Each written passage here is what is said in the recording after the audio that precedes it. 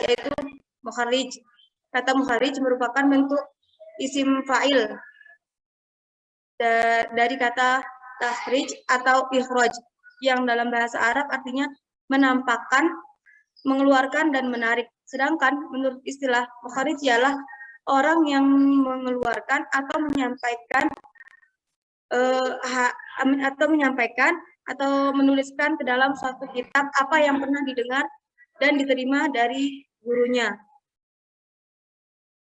Di dalam satu hadis biasanya disebutkan pada bagian akhir nama dari orang yang telah mengeluarkan hadis tersebut.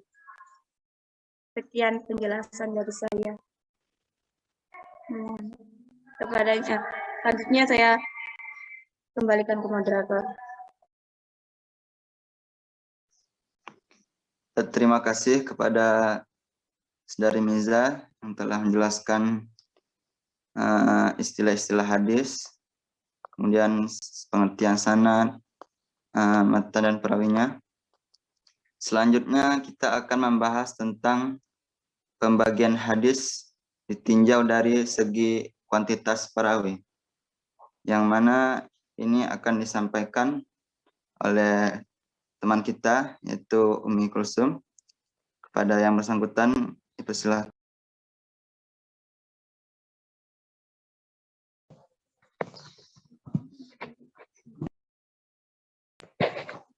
Bismillahirrahmanirrahim. Mohon maaf, apakah suara saya dapat terdengar? Ya, bisa. Mohon maaf, izin off cam Ustadz, karena kalau on cam itu zoomnya keluar masuk. Ya, monggo. Bismillahirrahmanirrahim. Pembagian hadis ditinjau dari segi kuantitas perawi. Yang pertama ada hadis mutawatir. Pengertian dari hadis mutawatir secara etimologis yakni datang berturut-turut dan beriring-iringan satu dengan yang lainnya. Kemudian pengertian secara terminologi ini pertama kali dikemukakan oleh Al-Baghdadi yang mendefinisikan hadis mutawatir sebagai suatu hadis yang diriwayatkan oleh sekelompok orang dengan sejumlah tertentu yang menurut kebiasaan mustahil mendustakan kesaksiannya. Sedangkan definisi menurut Ibnu Salah itu lebih lengkap, yakni suatu ungkapan tentang berita yang diriwayatkan oleh orang yang memperoleh pengetahuan yang kebenarannya dapat dipastikan dan sanadnya konsisten memenuhi persyaratan tersebut dari awal sanad sampai akhirnya. Kemudian syarat-syarat hadis mutawatir. Yang pertama, diriwayatkan oleh sejumlah besar perawi. Hadis mutawatir harus diriwayatkan oleh sejumlah besar perawi yang membawa kepada keyakinan bahwa mereka itu tidak mungkin bersepakat untuk berdusta. Mengenai masalah ini, para ulama berbeda pendapat. Ada yang menetapkan jumlah tertentu dan ada yang tidak menetapkan jumlah tertentu. Selanjutnya yang kedua, adanya keseimbangan antara perawi pada tabaqat pertama dengan tabaqat berikutnya. Jumlah perawi hadis mutawatir antara tabaqat itu artinya lapisan atau tingkatan, dengan tabaqat lainnya harus seimbang. Dengan demikian, bila suatu hadis diriwayatkan oleh 20 orang, kemudian diterima oleh 10 tabi'in, dan selanjutnya hanya diterima oleh 5 tabi'in, maka hadis tersebut tidak dapat digolongkan sebagai hadis mutawatir. Karena jumlah perawinya tidak seimbang antara tabaqat pertama dengan tabaqat seterusnya. Lalu yang ketiga, berdasarkan tanggapan panca indera. Berita yang disampaikan oleh perawinya harus berdasarkan tanggapan panca indera. Artinya bahwa berita yang mereka sampaikan itu harus benar-benar hasil dari pendengaran maupun penglihatannya sendiri. Lalu syarat yang keempat, mereka tidak dimungkinkan sepakat berdusta atau secara kebetulan semuanya lupa. Dan yang terakhir, sanad-sanad yang meriwayatkannya bersambung dari awal sampai akhir. Slide selanjutnya.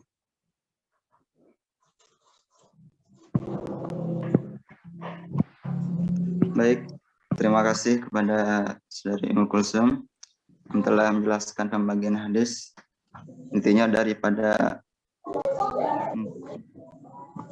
kuantitasnya. Macam-macam hadis mutawatir. Di sini terdapat 3 macam-macam hadis mutawatir. Yang pertama, mutawatir lafzi, yang artinya hadis mutawatir ini yang kemutawatirannya perawinya masih dalam satu lafal. Lalu yang kedua, mutawatir maknawi, merupakan hadis yang dimana susunan redaksinya berbeda namun pada prinsipnya memiliki makna yang sama. Dan yang ketiga, mutawatir amali, yakni amalan agama atau ibadah yang dikerjakan oleh Nabi SAW, kemudian diikuti oleh para sahabat, lalu tabi'in dan seterusnya sampai sekarang. Lalu faedah dari hadis mutawatir. Faedah hadis mutawatir ini yaitu faedah ilmu daruri atau yakin. Artinya, yakni suatu keharusan untuk meyakini kebenaran suatu berita dari Nabi SAW yang diriwayatkan secara mutawatir tanpa ada keraguan sedikit pun. Selanjutnya,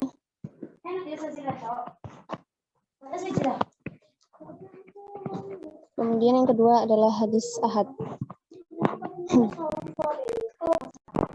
Kalau Ahmad Umar Hasim disebut sebagai khobar ahad, yakni khobar yang dinukil oleh orang banyak tetapi tidak mencapai derajat mutawatir atau tidak ditemui syarat-syarat mutawatir. Entah 1, 2, 3, atau 4 atau 5 orang periwayat. Ada beberapa syarat periwayat yang menerima khobar ahad, yakni yang pertama adil, yang kedua kuat dalam hafalan atau dzabit, yang ketiga faqih atau cerdas dalam paham, yang keempat melaksanakan amal yang sesuai dengan khobar tersebut, yang kelima mendatangkan hadis sesuai dengan hurufnya.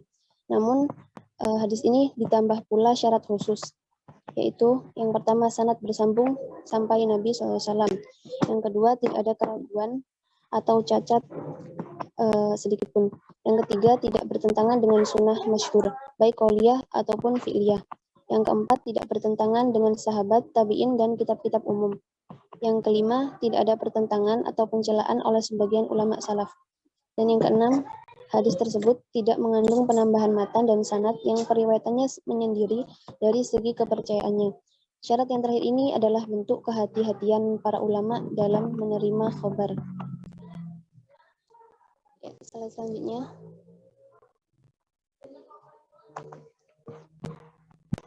Dan yang ketiga, hadis masyhur. Pengertian hadis ini secara etimologis berasal dari asy-syuhrah, yang artinya tersebar atau tersiar. Dinamakan hadis masyhur karena kemasyhurannya dan kepopuleran hadis ini. Sedangkan pengertian secara terminologi, menurut Ibnu Hajar, hadis masyhur adalah hadis yang memiliki sanad atau periwayat yang terbatas, yang lebih dari 2. Sedangkan Ahmad Ibnu Hambal mendefinisikannya sebagai hadis yang diriwayatkan oleh para riwayat dari lapisan pertama dari kalangan sahabat atau lapisan kedua dari kalangan tabi'in, dari seorang atau beberapa orang saja, kemudian tersebar luas dan dinukil oleh sekelompok orang yang tidak dimungkinkan adanya kesepakatan untuk berdusta. Sedangkan oleh ahli fikih, hadis masyhur ini merupakan bagian dari hadis ahad. Sering juga disebut dengan hadis al-mustafid, yang artinya tersebar. Al-Hakim pun pernah menyebut kata mustafid yang disejajarkan dengan kata masyhur, sehingga istilah itu menjadi mustafid masyhur. Al-mustafid berarti menggambarkan hadis yang tiap tingkatan sanadnya atau tabaqatnya berimbang, dari awal, tengah, dan sampai akhirnya. Bedanya dengan masyhur, ini menurut konsep ahli fikih, periwayat tidak lebih dari 3 orang. Tiap tingkat berimbang, seluruh, ataupun sebagian. Masyhur ini lebih umum dibandingkan dengan al-mustafid tadi. Ya, sekian penjelasan yang dapat saya sampaikan. Saya kembalikan kepada moderator.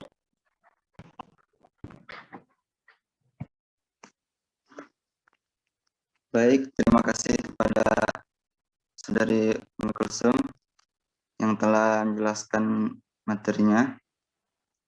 Adapun materi selanjutnya yaitu pembagian hadis ditinjau dari segi kualitas sanad dan matan hadisnya. Yang mana materi ini akan saya sampaikan sendiri. Jadi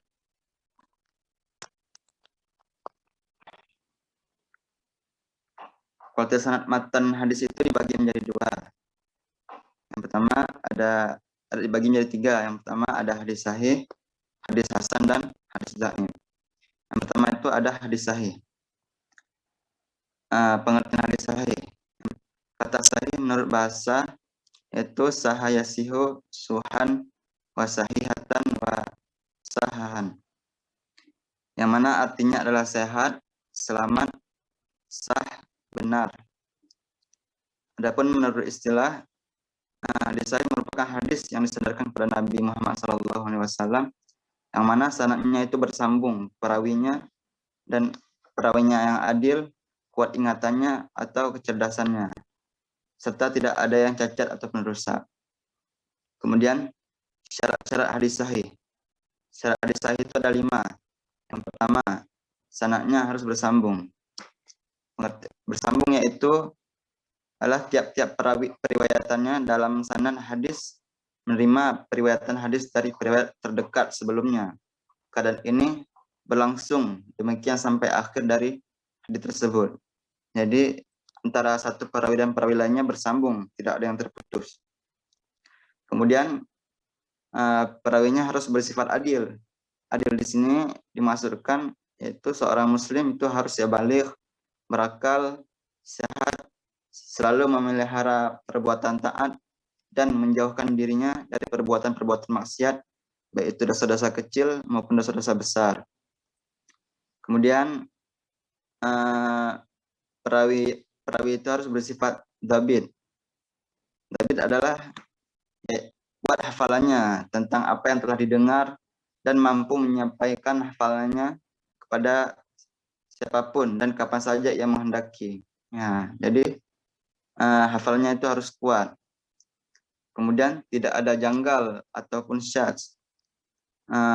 Syadz itu adalah hadisnya bertentangan dengan hadis yang lain setelah diketahui tinggi kualitas kesahihannya. Jadi ada satu hadis itu yang bertentangan dengan hadis yang lain, yang mana hadis yang lain tersebut memiliki kualitas hadis yang lebih tinggi daripada hadis tersebut. Nah, itu tidak boleh. Nah, kemudian tuh yang kelima, terhindar dari ilat. Ilat adalah hadis yang tidak memiliki cacat, disebabkan adanya hal-hal yang tidak baik atau yang kelihatannya ada sama-samarnya. Kemudian pembagian hadis. Pembagian hadis itu dibagi menjadi dua, yaitu hadis sahih li dzatih dan hadis sahih li ghairih. Hadis sahih li dzatih ialah sahih dengan sendirinya. Artinya hadis ini sahih memiliki 5 syarat kriteria sebagaimana disebutkan. Jadi hadis ini memenuhi kriteria yang telah disebutkan yang 5 tadi. Adapun hadis sahih li ghairih yaitu hadis yang pada mulanya memiliki kelemahan pada aspek kedhabitannya, namun dibantu dengan kesahihannya dengan keterangan hadis lain.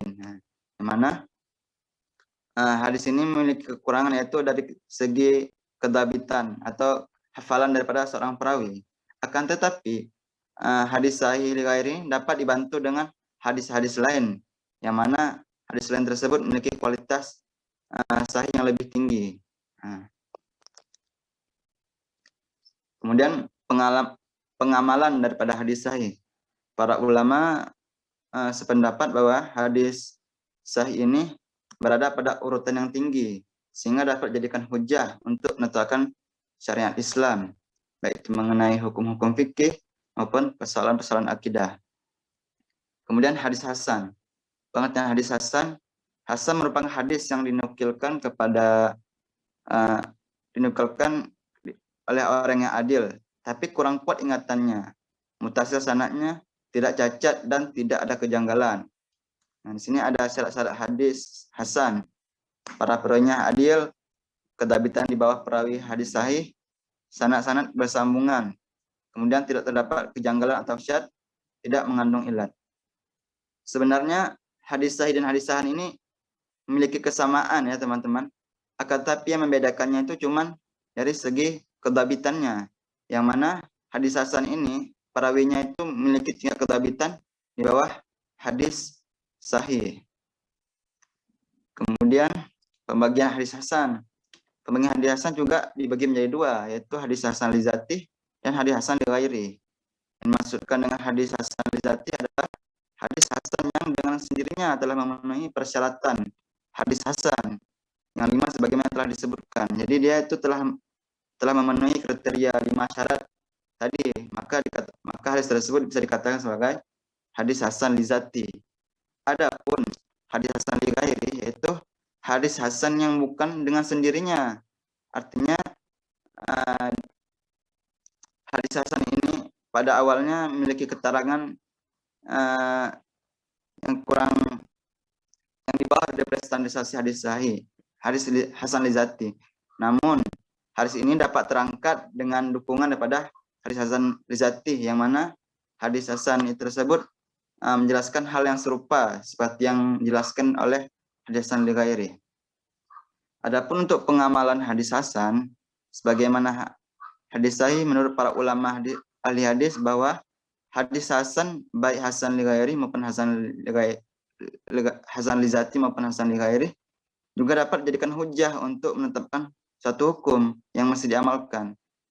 Hanya saja apabila ada hadis sahih, maka terlebih dahulukan hadis sahih daripada hadis hasan, karena kita melihat daripada segi urutan kualitas tersebut. Maka apabila ada hadis sahih, maka kita dahulukan hadis sahih terlebih dahulu. Kemudian itu yang ketiga itu ada hadis dhaif. Hadis dhaif atau hadis yang lemah. Berarti hadisnya adalah hadis yang tidak memenuhi kriteria daripada hadis sahih maupun hadis hasan. Berarti dia tidak mencukupi syarat yang sebagaimana telah disebutkan. Dhaif di sini ada dhaif dari sudut matanya, yaitu hadis mauquf, ialah hadis yang diriwayatkan dari para sahabat berupa perkataan, perbuatan, dan takrirnya. Sebagai contoh dari Ibnu Umar berkata, bila kau berada pada waktu sore, jangan menunggu datangnya waktu pagi hari. Dan apabila kau berada di waktu pagi, jangan menunggu datangnya waktu sore.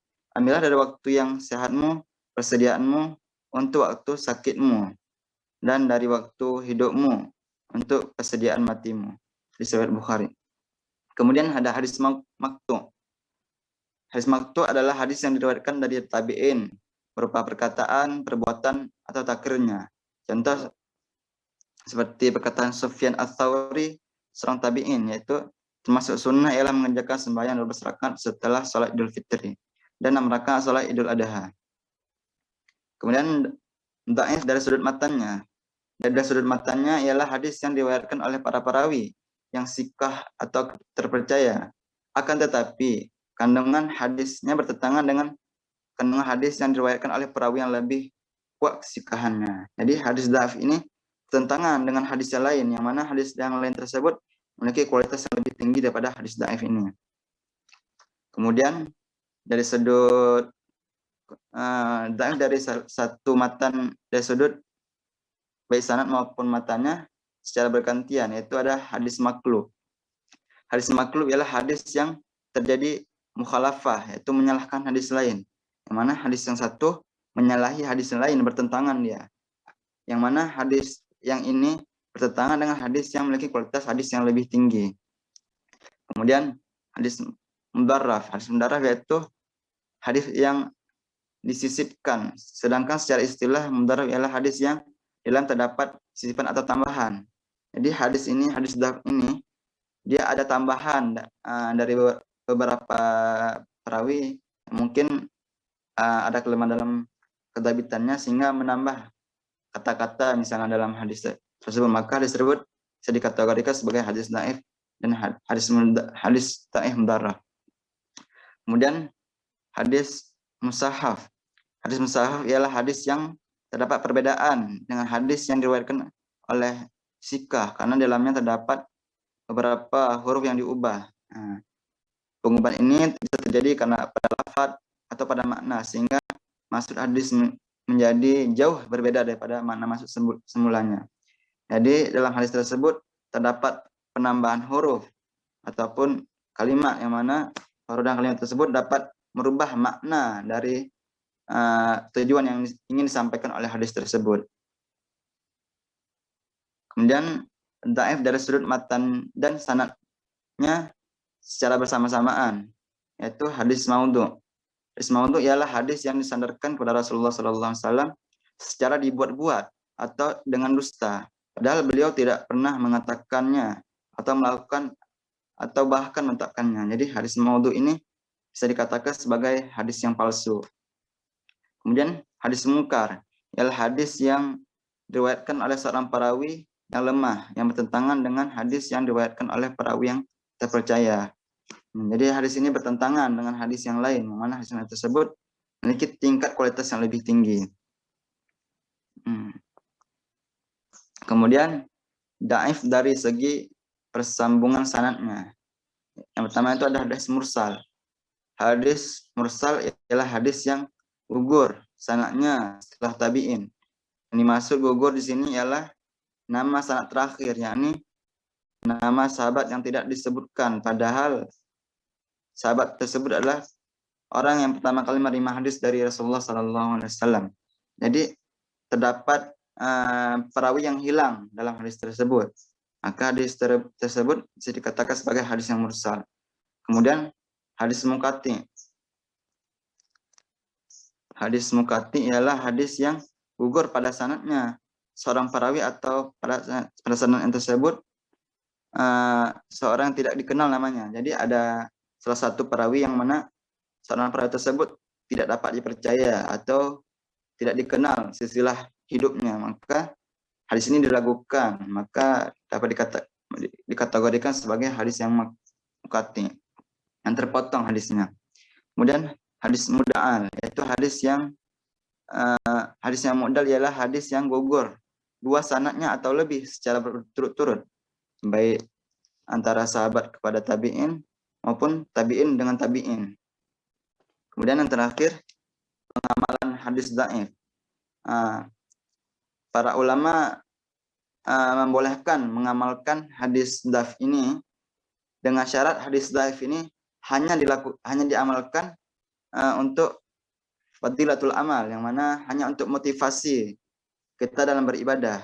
Akan tetapi ulama melarang penggunaan hadis dhaif ini untuk hal-hal yang mengenai hukum syariat seperti ilmu hukum-hukum fikih maupun hukum-hukum akidah. Jadi hadis dhaif ini hanya diamalkan untuk fadilatul amal, yaitu sebagai motivasi kita dalam beribadah.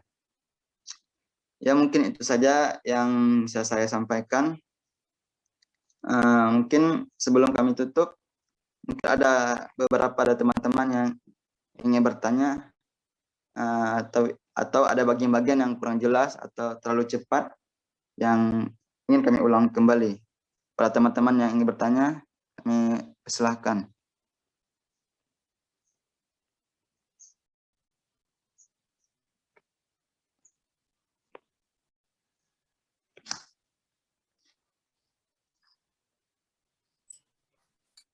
Ya, silakan teman-teman yang ingin bertanya.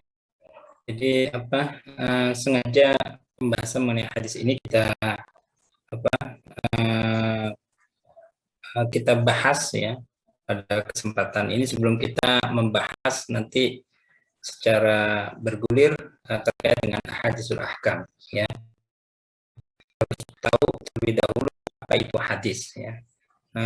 Dan tidak secara keseluruhan ya ilmu mustalah hadis kita bahas dalam satu pertemuan ini, namun kita ambil hal-hal yang penting saja ya terkait dengan pengertiannya, kemudian istilah-istilah yang harus kita ketahui dalam hadis itu. Jadi karena selama ini kita mendapati hadis-hadis itu hanya berupa matan saja ya, padahal sesungguhnya di balik matan itu ya ada silsilah atau rijalus sanad ya, para perawi-perawi itu, kemudian juga hadis-hadis tersebut itu ditakhrij oleh mukharijnya seperti Imam Bukhari atau A'immatul As-Sunan ya As-Sittah itu dalam bukunya. Nah, itu.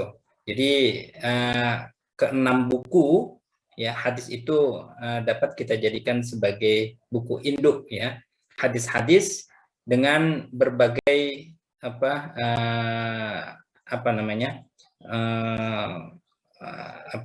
kategorinya. Baik pengkategorian yang didasarkan pada kuantitas sanadnya maupun kualitas sanad dan matanya.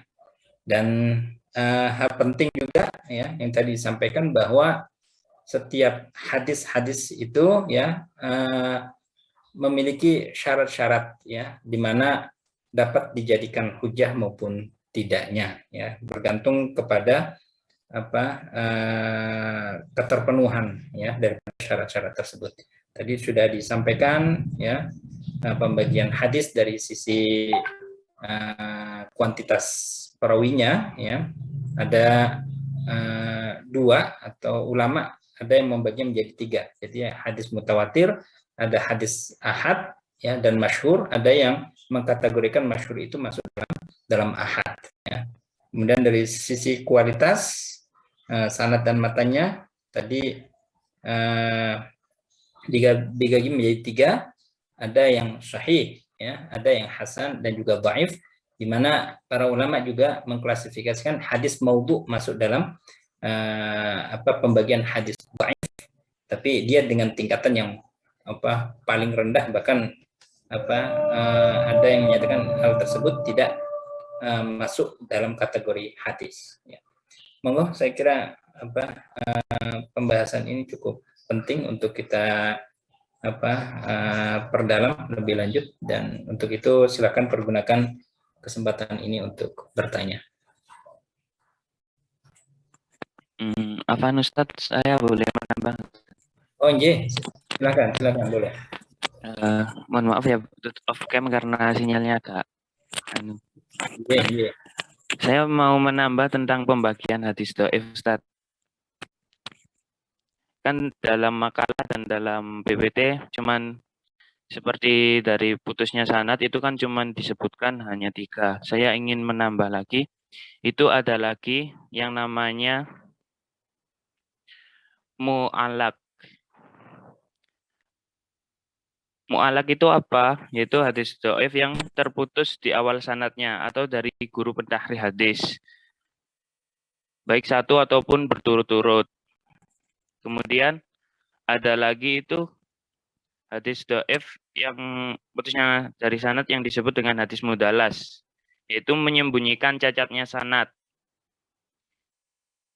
Ya, dalam menyembunyikan cacatnya sanad itu terbagi menjadi 3, yaitu ada tadlis isnad, ada tadlis at-taswiyah, dan tadlis syuyuk. Kemudian tadi dalam hadis mursal itu terbagi menjadi 3, yaitu ada mursal sahabi, dan mursal tabi'i, dan juga mursal khafi. Kemudian yang dari cacatnya matan atau riwayat itu ada lagi tambahan lagi, yaitu hadis matruk. Hadis matruk yaitu hadis yang di dalam sanadnya terdapat periwayat yang dianggap bohong. Gitu, Ustaz. Terima kasih atas tambahannya. Jadi hadis dhaif itu ditinjau dari sebab-sebab kedhaifannya ya. Tadi bisa dilihat dari keterputusan sanad ya, dan juga cacatnya perawi ya. Dengan tadi pembagian kaitannya dengan sebab penggunaan syarat, tadi ada penambahan seperti hadis mu'allaq ya, dan juga mudallas.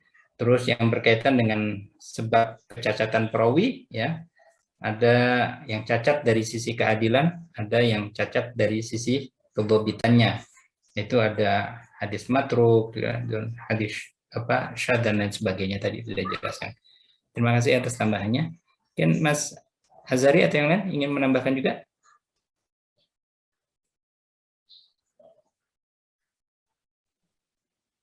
Yes, enggak ada, Ustaz. Ya, oke. Silakan teman-teman, mungkin ada yang bertanya. Mas Rizamul Malik. Izin bertanya, Ustaz. Bismillah. Tadi disebutkan kalau hadis dhaif hanya bisa digunakan untuk fadhailul a'mal, targhib dan tidak digunakan dalam permasalahan halal haram dan yang lain. Yang ingin saya tanyakan, tadi sudah disebutkan beberapa bagian pembagian dari hadis-hadis dhaif. Apakah syarat digunakan hadis dhaif pada fadhailul a'mal itu, apakah ada syarat atau semua pembagian hadis dhaif yang telah disebutkan tadi bisa digunakan dalam hal fadhailul a'mal tadi, atau ada bagian-bagian yang dikecualikan? Syukran. Ya. Oke, monggo kita berikan kesempatan pertama untuk para pemateri untuk bisa memberikan jawabannya terkait dengan pengamalan hadis dhaif, ya, utamanya yang berkaitan dengan fadhailul a'mal, ya. Apakah ada ketentuan-ketentuan khusus, ya, lain bahwa hadis dhaif berkaitan dengan fadhailul amal itu bisa digunakan atau diamalkan? Baiklah, saya akan menjawab pertanyaan tersebut, yang mana apakah ada kriteria khusus yang mana hadis dhaif ini dapat diamalkan, ya, seperti itu, ya. Jadi apabila kita ingin mengamalkan hadis dhaif ini, maka kita harus melihat kepada karya-karya pada ulama sebelumnya, yang mana mungkin ada beberapa ulama-ulama yang merekomendasikan kita untuk mengamalkan hadis ini. Jadi tidak semua hadis dhaif itu bisa dijadikan sebagai fadailatul amal, sebagai motivasi dalam ibadah. Karena dikhawatirkan nanti takutnya hadis tersebut masuk dalam kategori hadis yang palsu.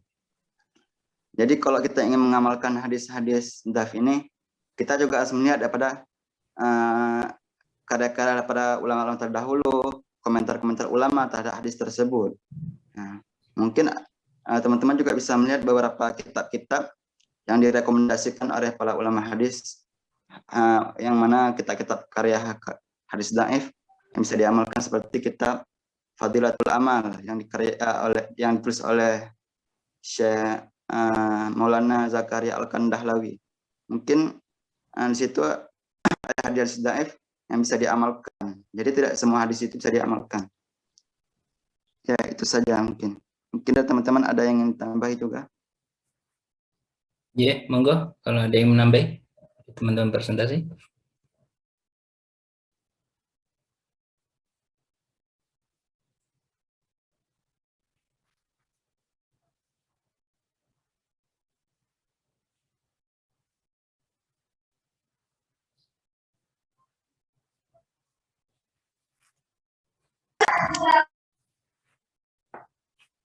Monggo, Mbak Miza.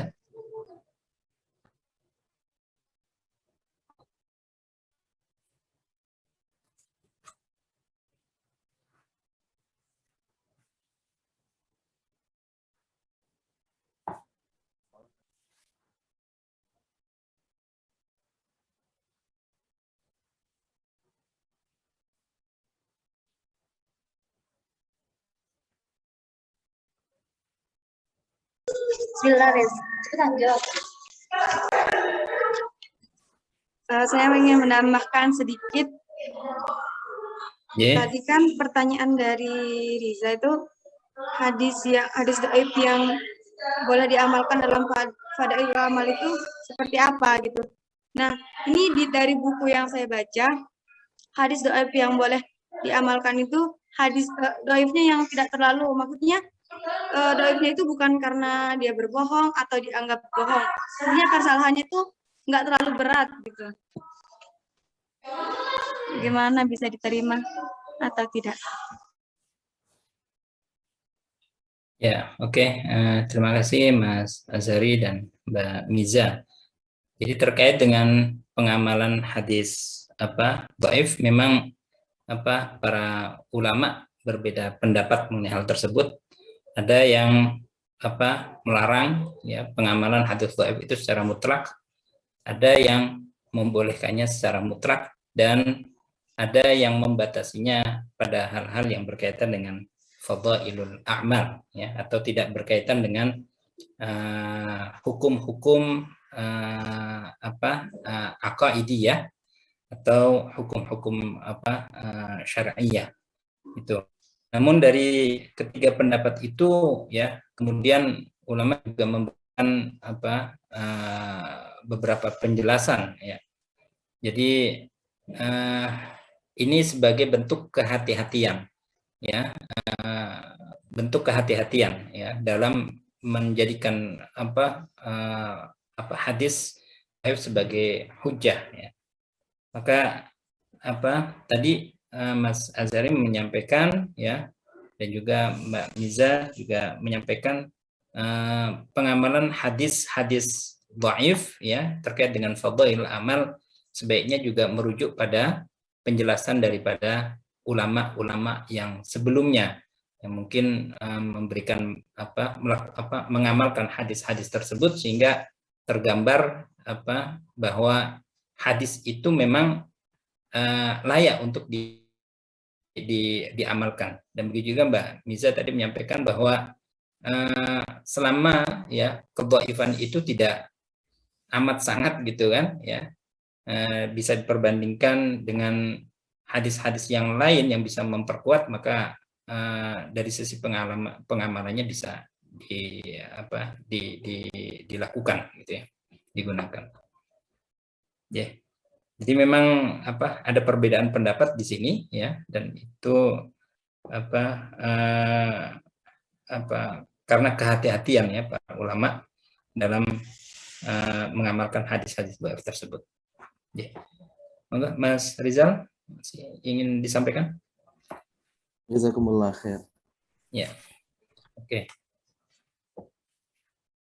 Artinya memang dalam hadis dhaif sendiri itu memiliki beberapa tingkatan.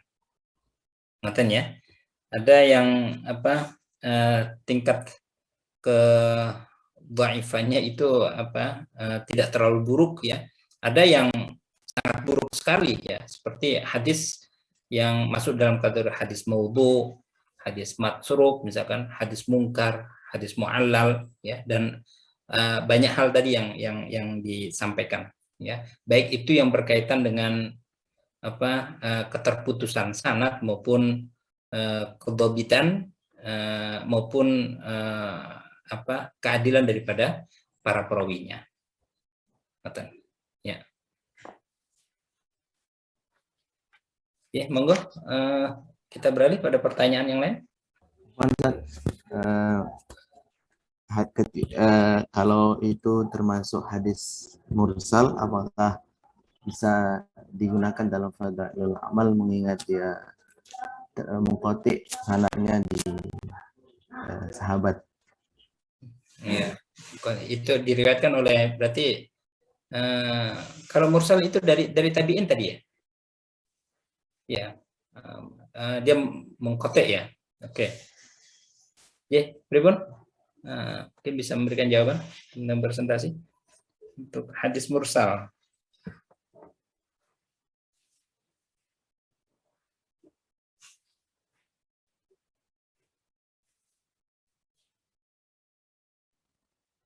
Nah, baik teman-teman, saya akan menanggapi yang tersebut. Ya, sebagaimana yang telah kami jelaskan sebelumnya ya. Jadi hadis mursal ini juga boleh diamalkan dengan syarat kita harus melihat kepada ulama-ulama sebelumnya. Apakah ulama-ulama sebelumnya merekomendasikan kita untuk mengamalkan hadis mursal ini? Apabila tidak, maka lebih baik dihindari terlebih dahulu. Akan tetapi apabila ada ulama-ulama lain yang merekomendasikan kita untuk mengamalkannya, maka kita boleh mengamalkannya. Dengan syarat hadis ini tidak bertentangan dengan Al-Quran dan Sunnah, tidak bertentangan dengan hadis-hadis yang memiliki kualitas yang lebih tinggi. Jadi lebih baik teman-teman sekalian untuk lebih mendahulukan hadis-hadis seperti hadis yang sahih, hadis yang hasan untuk diamalkan terlebih dahulu daripada mengamalkan hadis-hadis yang dhaif. Jadi lebih baik kita dahulukan urutan tertinggi ya. Jadi kita apabila ada hadis yang lebih baik, maka kita bisa mengamalkan hadis-hadis yang lebih baik terlebih dahulu. Mungkin itu saja. Mungkin dari teman-temannya juga ada yang ingin menambahkan, boleh juga. Afan izin menambah. Monggo. Safwan. Apakah hadis mursal itu bisa digunakan untuk fadhailul amal? Kita lihat dari pembagian hadis-hadis mursal. Seperti hadis mursal sahabi. Seperti contohnya itu, hadasana Qutaibatun bin Sa'id, hadasana Laisu an Ibni Syihabi an Abdillah ibni Utbata an ibni Abbas radhiyallahu anhu ma'annahu ahbaruhu anna Rasulullah sallallahu alaihi wasallam kharaja amma fathi fi ramadana fasoma hatta balaghal qadidatu thumma aftar. Nah, disebutkan di hadis di atas itu hadis mursal sahabat Ibnu Abbas, karena kejadian itu Ibnu Abbas masih kecil dan belum mungkin mengikuti Nabi ke penaklukan kota Mekah.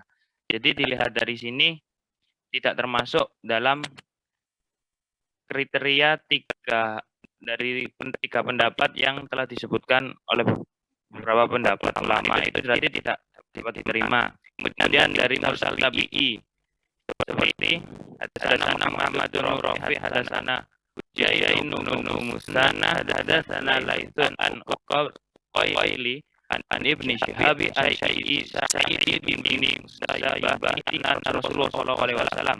Di situ sudah tersebut Sa'id bin Musayyib an Rasulullah. Nah, dari hadis tersebut sudah kita lihat masa dari tabi'in kan tidak pernah bertemu dengan Nabi, masa sudah mendapatkan hadisnya dari Nabi. Jadi dari situ juga sudah terlihat bahwa hadis ini tidak dapat diterima. Kemudian dari mursal khafi. Mursal khafi itu seorang rijal yang meriwayatkan hadis sahih yang banyak, namun sebenarnya tidak pernah menerima hadis satupun dari syekh tersebut dengan bentuk tahammul seakan dia menerima langsung. Seperti contoh hadasana Muhammadun bin Sobahi'an ba'an Abdul Aziz bin Muhammadin Ansari bin Muhammadin Nur Zaidan an Umar bin Abdul Aziz an Ubadah bin Amir Jaya Jani qala Rasulullah sallallahu alaihi wasallam rahimahullahu Harithah Rasi. Hadis mursal khafi ini karena umat hanya pernah bertemu Uqbah dan tidak pernah mendapatkan hadis dari Uqbah sama sekali, termasuk ini sebenarnya tidak diterima dari Uqbah. Jadi dapat disimpulkan hadis mursal itu tidak memenuhi kriteria diterimanya sebagai hadis fadhailul amal. Sekian dari saya. Ya. Oke. Jadi Mas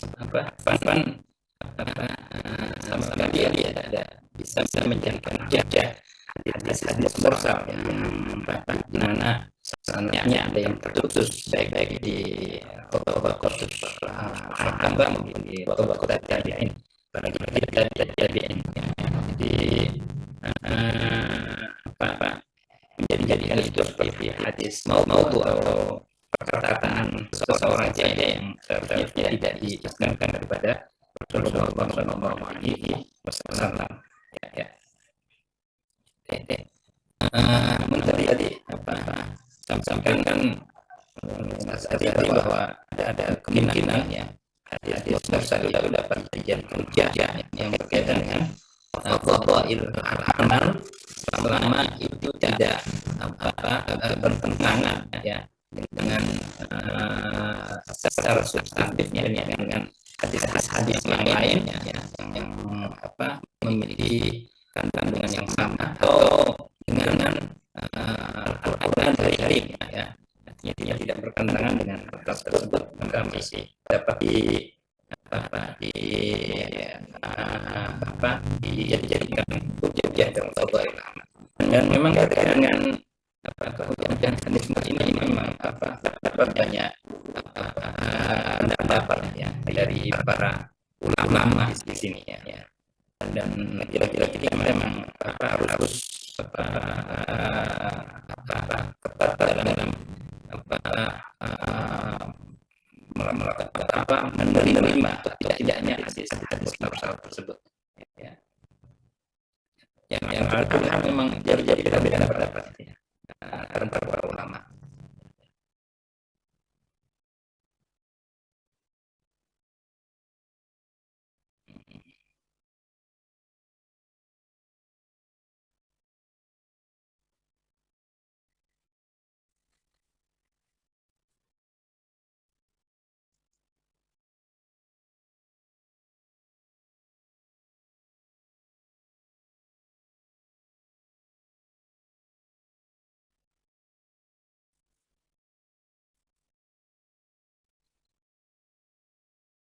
Ya, ada yang menyampaikan bahwa jika itu ya yang tertutup sanadnya adalah seorang sahabat saja, gitu kan, maka ada yang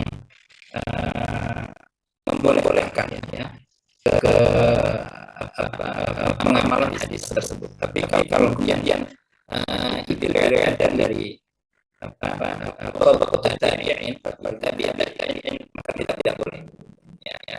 Jadi sampai kemudian jadi salah satu sahabat saja. Ya. Karena mungkin ada kecenderungan di sini bahwa seorang sahabat itu meskipun dia tidak meriwayatkan ya secara hafal ya tentang hadis dari Rasulullah SAW, tapi beliau itu adalah orang yang pernah berjumpa ya, dengan Rasulullah SAW, sehingga apa yang direwetkan mungkin tidak persis dengan apa yang disampaikan oleh Rasulullah, tapi secara substansi itu pernah disampaikan oleh Rasulullah SAW, sehingga ada ulama yang membolehkan ya hadis sahabat ini dijadikan sebagai hujjah ya dari fadhail amal.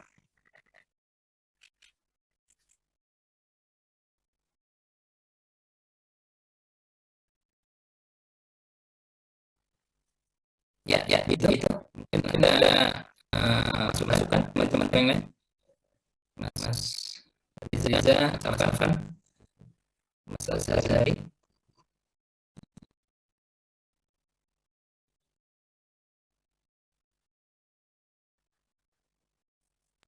Alhamdulillah cukup Ustaz. Jazakumullah khair. Barakallahu fikum. Ya. Oke. Baik, apakah masih ada pertanyaan?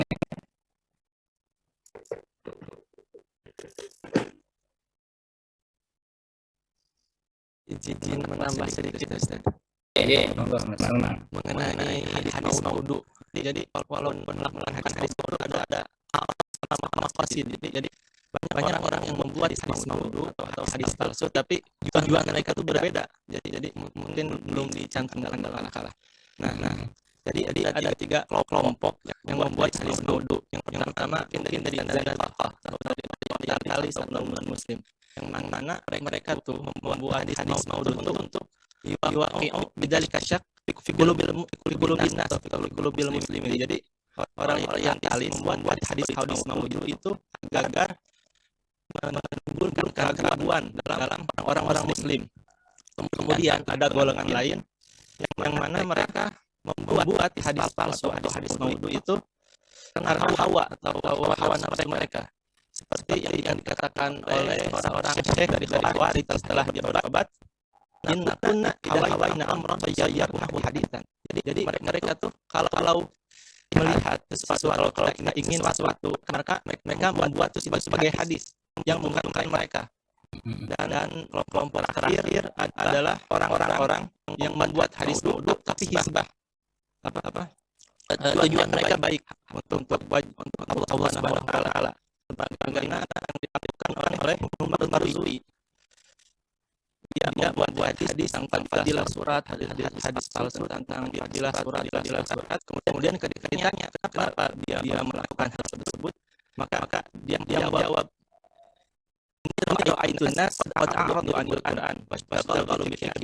jadi tujuan dia membuat hadis palsu itu karena dia melihat orang-orang di masanya itu sudah berpaling gitu atau menjauh dari Al-Quran, dan mereka mulai sibuk terhadap kehidupan yang mana lebih dominan pada ra'yu.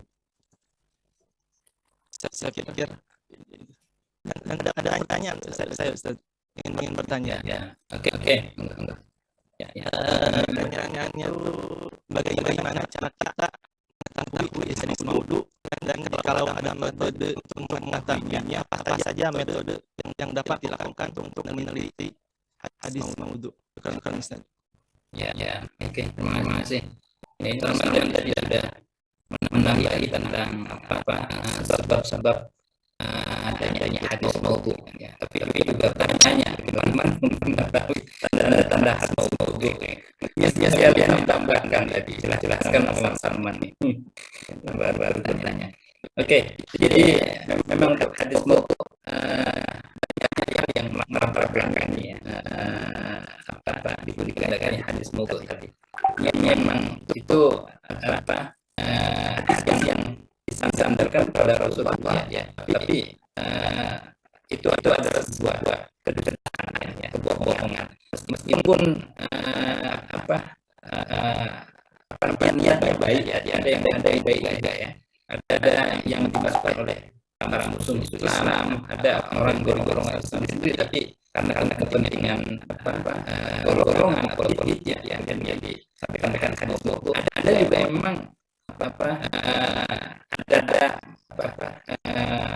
motivasi yang baik di situ, ada niat yang baik, tapi salahnya itu yang diandalkan ya makan hati kepada Rasulullah karena bukan atau menyampaikan atau menetapkan hal tersebut ya.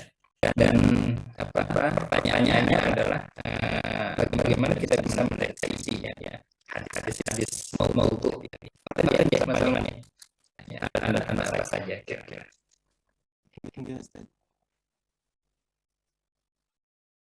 Monggo mungkin berikan pesan-pesan kepada para presentator ya. Lebih dahulu.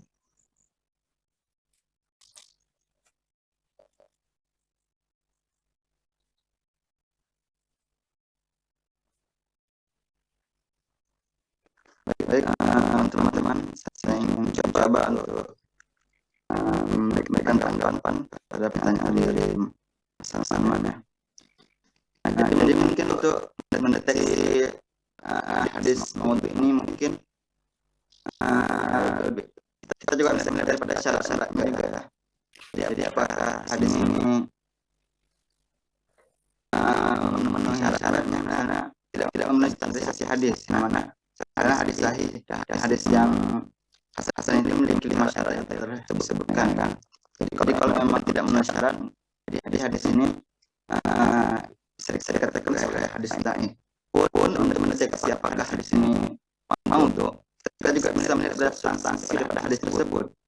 Apakah hadis tersebut mungkin tujuannya baik, tapi memiliki kekurangan daripada sanad dari perawinya dan matnanya. Kita bisa melihat di situ. Kita bisa meneliti bahkan pada segi sanadnya, apakah sanadnya sambung di matnanya, terdapat kewenangan dan perawinya juga, perawinya memiliki masalah di situ. Jadi kita bisa mendeteksi semua daripada hal tersebut. Jadi kalau kita yang lebih jelas itu ketika kita melihat dari hadis maudhu itu pasti diselipkan pada tujuan ya, seperti yang disebutkan tadi. Mungkin ada kepentingan ingin merusak ajaran Islam, ingin memecah belah umat Islam. Di sini kita bisa melihat misalnya hadis ini dikategorikan sebagai hadis maudhu. Mungkin teman-teman agak ada yang ingin menambahkan, agak kami persilahkan ya teman-teman. Ya, saya ingin menambahkan beberapa maudhu seperti yang tadi disebutkan juga ada itu pengakuan dari pemalsu hadis tersebut seperti yang tadi disebutkan oleh Salman, contohnya yaitu Abu Ismail bin Abi Maryam. Kemudian yang kedua yaitu dengan cara membandingkan kelahiran perawinya dengan wafatnya gurunya, apakah tersebutnya tersambung atau enggak. Kemudian yang ketiga yaitu cara melihat ideologi perawi, karena ada sebagian perawi hadis itu yang fanatik terhadap aliran teologi yang dianutnya, misalnya perawi hadis Rafidhah yang fanatik itu. Kemudian ada lagi itu dengan memahami kandungan matan hadis dan bahasanya, karena biasanya hadis justru secara tata bisa tidak fasih, sehingga ahli bahasa sadar kalau isi bahasanya tidak fasih, apalagi dijalankan dari Nabi Muhammad SAW. Dan terkadang maknanya dalam hadis tersebut bertentangan dengan Al-Quran maupun hadis mutawatir ataupun dengan ijma. Jadi dapat diketahui juga dengan rijalul hadis. Begitu. Terima kasih. Kalau ada tambahan lagi dari teman-teman. Di sini tambahkan Mas. Jadi monggo Aziz aja. Ya, kan tadi kita tanya bagaimana cara mendeteksi itu. Di sini saya dari buku yang saya baca ada beberapa ciri-ciri hadis maudhu gitu. Pertama, pengakuan dari si pembuat sendiri. Jadi ini dari ciri-ciri yang terdapat pada sanad. Pengakuan dari si pembuat sendiri seperti pengakuan seorang guru tasawuf ketika ditanya oleh Ibnu Ismail tentang keutamaan ayat-ayat Al-Quran, serentak mereka menjawab, lam yuhaddithni ahadun walakinna ra'ayna an-nas qad rawibu 'anil Qur'an fa wada'na lahum hadzal hadits liyasrifu qulubahum ila al-Qur'an. Jadi pengakuan seorang rawi menurut Ibnu Daqiqi belum dapat dipastikan maudhu suatu hadis karena mungkin sekali si rawi itu bohong dalam pengakuannya. Nah, ciri-ciri yang kedua adalah koordinat yang memperkuat adanya pengakuan membuat hadis maudhu. Misalnya, seorang rawi mengaku menerima hadis dari seorang guru, padahal dia tidak pernah bertemu dengan guru tersebut atau menerima dari seorang guru yang telah meninggal dunia sebelum dia dilahirkan. Yang ketiga, korina-korina yang berpautan dengan tingkah lakunya, seperti apa yang pernah dilakukan oleh Wiyas bin Ibrahim dikala ia berkunjung ke rumah Al-Mazi yang tengah bermain dengan guru tadi. Dia berkata, la sabaqa illa fi nasrin aw khufin aw hafidin aw janahin. Tidak sah perlombaan itu selain mengadu anak panah, mengadu unta, mengadu kuda atau mengadu burung. Perkataan mengadu burung adalah perkataan dia sendiri yang dengan spontan ia tambahkan di akhir hadis yang ia ucapkan dengan maksud untuk membesarkan hati atau setidak-tidaknya membenarkan tindakan al-mahdi yang sedang melombakan burung. Untuk ciri yang terdapat pada matan dapat ditinjau dari segi makna dan segi lafadznya. Dari segi maknanya, maka makna hadis itu bertentangan dengan Al-Quran, dengan hadis mutawatir, dengan ijma, dan dengan logika yang sesat. Jadi jika hadis itu sepertinya bertentangan dengan hal tersebut, itu bisa kita lihat sebagai hadis maudhu. Oke, terima kasih. Jadi dapat kita simpulkan ya bahwa tanda-tanda kemaudhu'an sebuah hadis ya, bisa dilihat dari dua sisi. Yang pertama dari sisi sanadnya, gitu kan? Dari sanadnya bisa diteliti nanti. Yang kedua dari sisi matanya ya. Dan sebagai tolak ukur ya kesahihan ya dia harus merujuk pada syarat-syarat yang harus dipenuhi dalam periwayatan hadis yang sahih tadi ya. Dimana tadi kalau nggak salah ada 4 ya, ittisalus sanad, kemudian kebawitan seorang rawi, ada rawi dan tidak adanya ya, tidak ada kejanggalan dalam hadis tersebut ya. Ini menjadi tolak ukur ya. Adapun hadis-hadis di bawah yang sahih tadi kan ada yang hasan ya, kemudian ada yang dhaif ya, selama itu kita dapati ada yang hasan sendiri, ada hasan nilai, ada hasan nilai ya, ada yang memperkuat dari hadis-hadis lain. Jadi seperti hadis maudhu ini ya, sepertinya tidak ada yang memperkuat dari hadis-hadis yang lain, sehingga dia nampak terang ya bahwa hadis yang perkataan yang disanadkan diisnadkan pada Rasulullah SAW itu masuk dalam kategori hadis maudhu ya.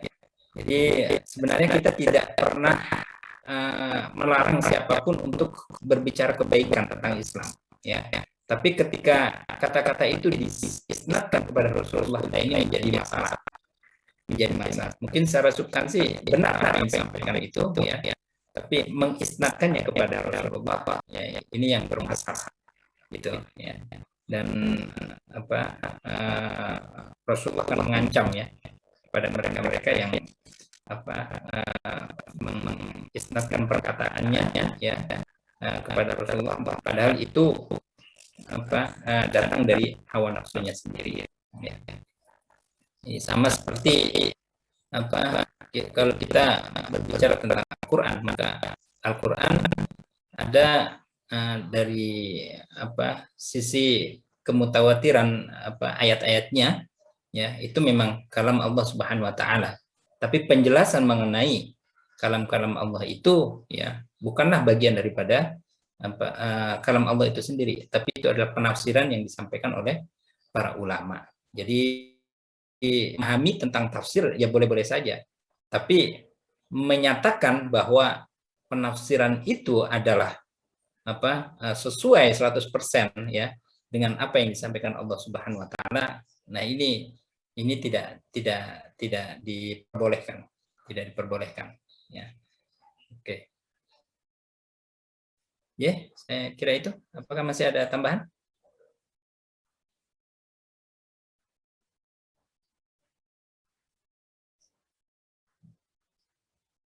Cukup ya? Iya, Ustaz, cukup. Ya, oke, baik. Alhamdulillah di kesempatan presentasi pertama ini kita dapat mendapatkan ilmu kembali atau merefresh ingatan kita tentang ulumul hadis ya, dan ini akan kita jadikan sebagai dasar pijakan kita juga dalam memperdalam hal-hal terkait dengan hadis yang akan kita diskusikan pada pertemuan-pertemuan berikutnya. Terima kasih saya sampaikan kepada kelompok presentasi hari ini dan teman-teman semua yang hadir dan juga berkontribusi ya terlibat dalam diskusi kita ini. Mudah-mudahan apa yang kita diskusikan ini bermanfaat untuk kita semuanya. Sebelum kita tutup ya, kita akan mengambil foto dulu. Ini jumlahnya ada 29. Ada 30. Dari 31 mahasiswa ini ada 2 yang tidak hadir ini. Siapa aja? Atau saya sebut satu persatu? Nanti bisa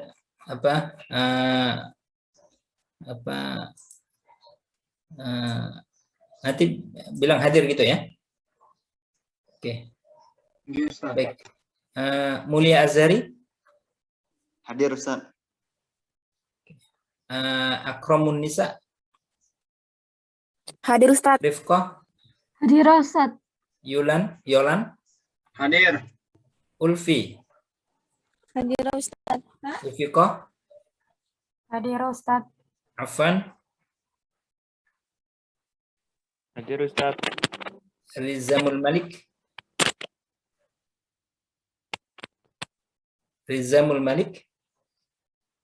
Hadir, Ustaz.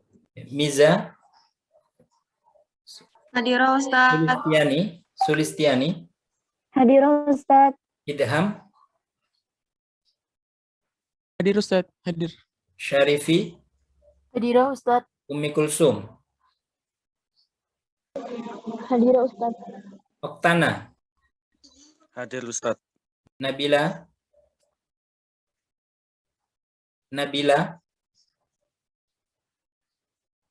tidak Berhenti, hadir. Ustaz. Hadir. Ustaz. Nabila Fahma mutasi. Oh, Nabila Fahma mutasi. Iya, Ustaz. Oke. Mutasi fakultas atau prodi? Universitas sepertinya, Ustaz. Oh, gitu. Yeah. Oke, Nabila berarti ada ya.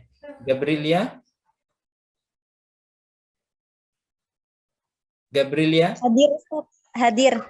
Raffi? Hadir. Nur Aziza? Hadir, Ustaz. Muhammad Ubaidillah? Hadir, Ustaz. Latifah?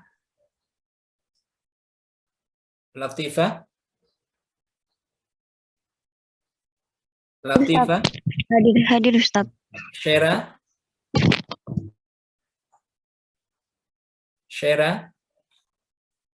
Syera Diva Zahia? Hadir. Mutamimah? Nora? Hadir Ustaz. Oke, Ahmad Haryono, Hadir Ustaz. Faras Nabil, Hadir Ustaz. Salman, Hadir Ustaz. Imam Bukhari, Hadir Ustaz. Muhammad Husnul, Hadir Ustaz. Muhammad Zaki, Maulana, Zaki Maulana, Muhammad Ulwan, Hadir Ustaz. Reva,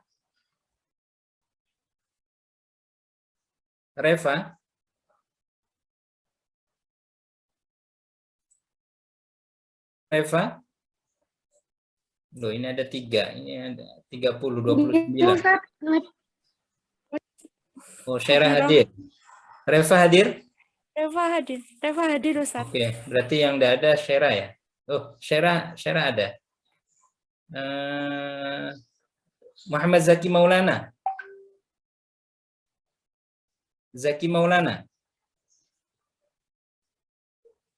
Oke, berarti Mas Zaki. Mas Zaki tidak mutasi ya? Mboten Ustaz. Oke. Berarti yang mutasi tadi Mbak Nabila ya. Oke. Ya, terima kasih atas kehadiran teman-teman semuanya. Saya akhiri, wallahul muwaffiq ila aqwamit thoriq. Wassalamualaikum warahmatullahi wabarakatuh. Waalaikumsalam warahmatullahi wabarakatuh.